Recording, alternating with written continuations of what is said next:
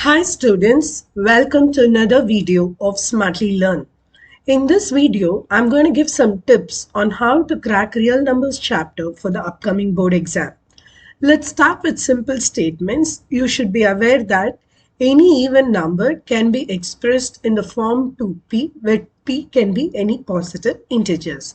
Similarly, an odd number can be expressed in the form 2p plus 1. Here again, p could be any form of integers. Now, the other type of question is they can ask you, they will give you a fraction and they will ask you whether you can find out this fraction terminates in decimals or not. Let's take a simple example, 46 by 1250. So they'll ask you if it is a terminating decimal or if it terminates and how many decimal it terminates. So in these kinds of sums, simply ignore the numerator, only take the denominator and perform prime factorization. So in this case, if I perform prime factorization with 1250, I'm starting with 5. So this yields me 250. So 250 again by 5. So this is 50 again by 5. So this is 10, another 5 and 2. So 1250 can be actually expressed as 5 power 4 into 2 power 1. If any decimal form in this fraction can be expressed in the form 5 power m into 2 power n, then you can declare that this is a terminating decimal. Now the next question is, after how many decimals does it terminate? Find the power of the 5 and the 2. See which of them is the biggest number and you just write that as a final answer. So in our example, 5 power 4 and 2 power 1. So I take 4. So I will declare that this decimal will terminate after 4 decimal places. If suppose you have a number after prime factorization, you also end up, say for example, a 7 or a 3 in addition. Please don't declare whether it can terminate after a particular decimal or not unless and until we know what kind of a number is there on the numerator. So in most cases, they will ask a number without that and they'll ask you how many decimals will it terminate. So look out for the maximum power either between 5 and 2, and that number will be the number of decimal points after which the fraction terminates.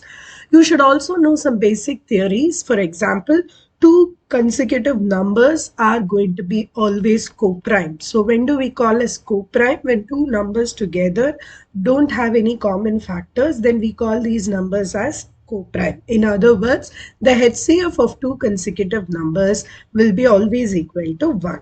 And you should also remember the smallest prime number is 2 and the smallest composite number is 4, because 1 is neither prime nor composite. Please don't remember to add this out. This property, sometimes you may also use it in the probability lesson. Now, the other things you should remember is prime numbers have exactly two factors. One will be the number itself, the other will be 1.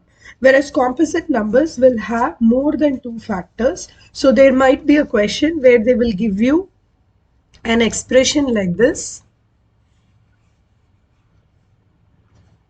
11 into 10 into 9 into 8 plus 8. Explain whether this is prime or composite with proper steps. So in this case, what we're going to do, we're going to take the 8 as common factor between these two numbers. So when I take 8 as common factors, the first part will get reduced to 11 into 10 into 9 into 1 plus 1. See, here this might be a very small number, so you may end up doing multiplication and performing addition. But if these are large numbers, they're going to be very time consuming, so don't do that. Instead, you can say, let a variable name of your choice, say I'm going to use the letter P, be equal to, write this particular expression, 11 into 10 into 9 plus 1.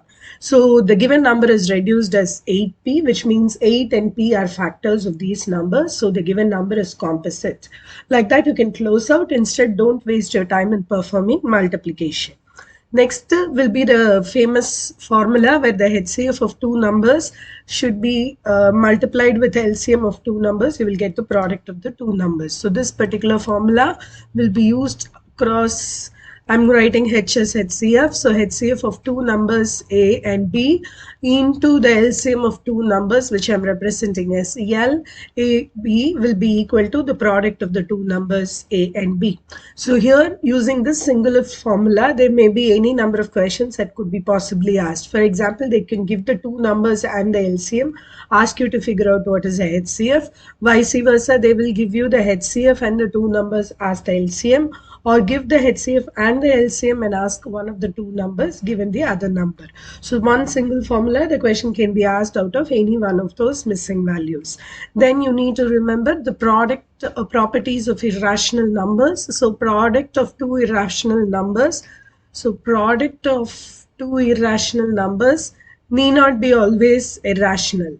So how do you remember that? You can test out, say for example, root 2 is one irrational number and root 2 is another irrational number. But if you multiply, you will end up getting 2, which is a rational number. So the product of an irrational number, two irrational numbers need not necessarily be always an irrational number. However, product of one rational number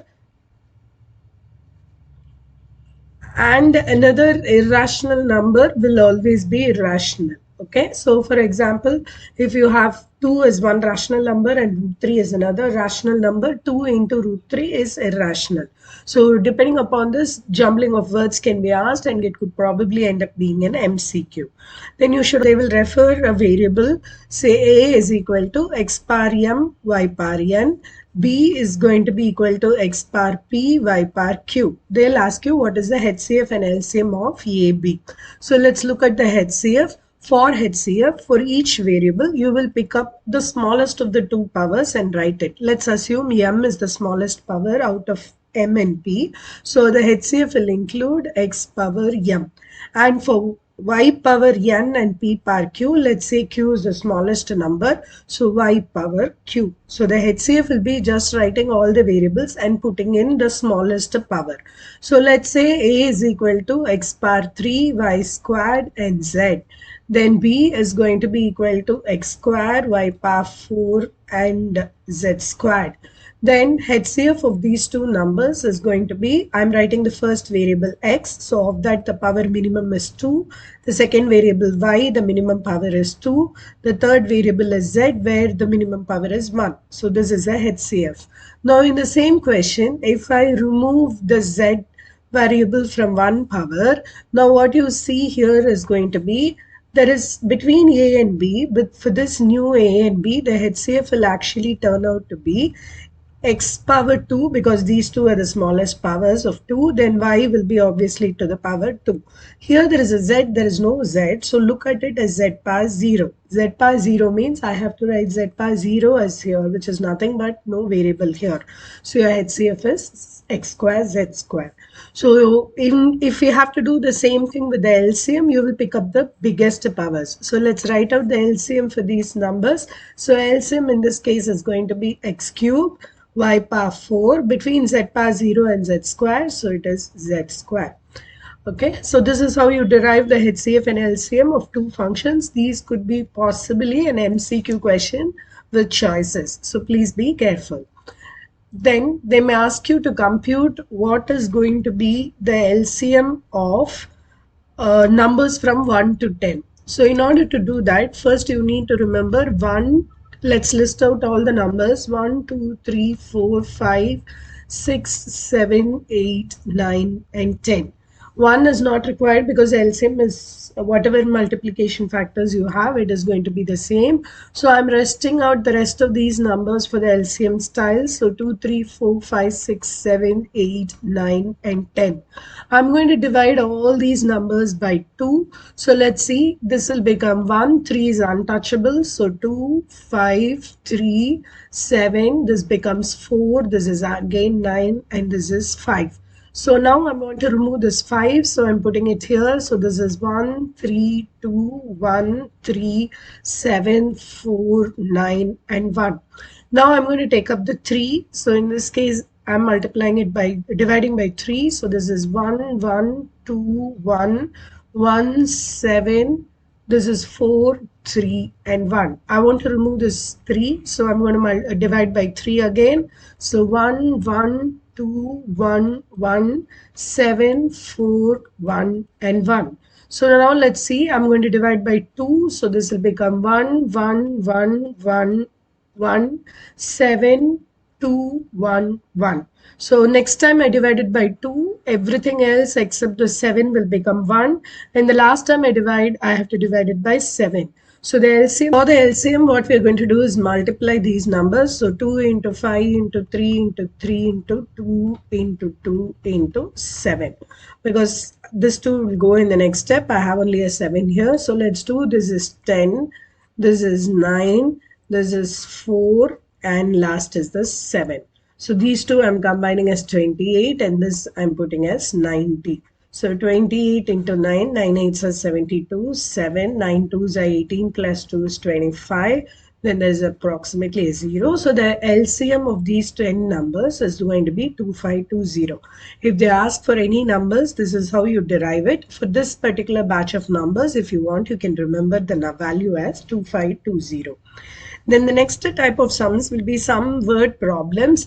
Before we move on into the word problem, there may be one question. You need to remember that the LCM is always a multiple of the HCF. So let's see, if they ask you, check whether two numbers can have HCF as 18 and LCM as say 380. So all you have to do is check whether 380 is divisible by 18 or not. In this case, it is not divisible. Therefore, any two numbers cannot have HCF as 18 and LCM as 380. This is because of the particular property, the LCM will be always a multiple of HCF. So you can just use this property to check whether two numbers can have it or not. Now let's move on to the next type of word problem. In this particular case, they may ask you a question, find the largest number that divides say 2053 and 967, leaving remainders 5 and 7. So in this case, for such word problems, first what you do, you subtract 5 from 2053 and 7 from 967. So in this case, it is 2048 and 960. Between these numbers, you find out the HCF of these two numbers. So 2048 and 960, you find out the HCF. That will be, you will find out that the HCF of this number is the largest number that divides both these numbers, leaving this specific number remainders of 5 and 7. In this case, there was two different distinct remainders. If they have the same remainders also, you can use the same method. So in this case, let's take a number, say for example, 496 and 246. So they are telling you that find the largest number that leaves remainder 6 when you divide both 496 and 256. So in both the cases, what you're going to do, you're going to subtract 6 from this given number. Similarly, 6 from this given number. So the number is reduced to 490 and 240. Simply find out the HCF of these two numbers. That will give you the answer for the required question. Then let's move on to another type of question.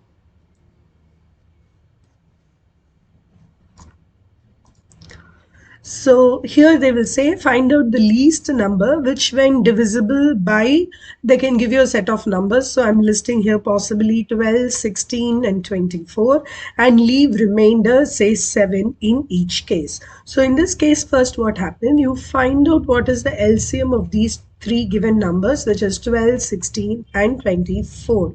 Then you need to add 7 from each of these numbers LCM. So the LCM of these three numbers is 1. You simply add 7 to that particular number. You will get out the answer for the given question because they need a remainder of 7. So when you divide the given number by 12, 6 and 24, actually you will get the remainder as 0 because LCM is going to be a multiple. So since we want a remainder as 7, simply add 7 to the LCM that you computed so that you will get to have your desired answer. In the next type of sum, find the smallest number which will get increased by p will be exactly divisible by given numbers. Say the remainder is going to be, for example, let's take 18, 15 and 5. So the question is, find the smallest number which when increased by 5 will be exactly divisible by 18 and 15. So here, unlike the last sum, calculate the LCM between 18 and 15. So subtract the number 5. So in this case, you will be able to get the final answer through this method. Other than these types of sums, you can have general word problems wherein the questions may be asked about stacking or people starting to run or different activities starting at the same time, but the time limits are going to change. In all these cases, be wary of whether they are LCM or HCF and answer accordingly. You also need to write the justification as to why you are calculating the HCF and LCM in each case. And the last thing is going to be the proof-based question, wherein you will be proving a given number is rational or not. In the next video, we will see tips on how to solve problems from polynomials. See you in the next video. Bye.